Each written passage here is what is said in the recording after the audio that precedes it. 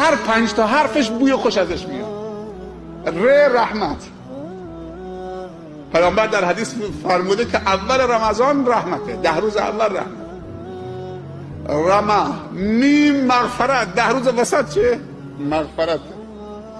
داد ضمانت بهشت. کسی که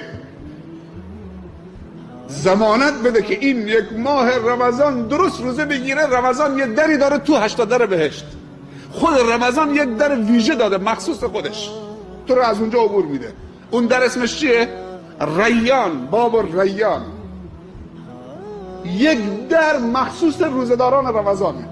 یعنی رمضان اونقدر منزلت داره نزد خداوند و قرب داره که ازش خواهش کرده 1 در مال من باشه که بندگان تو از من وارد بشن. باب ریان، باب روزدارانه. وقتی روزداران رفتن داخل بسته میشه.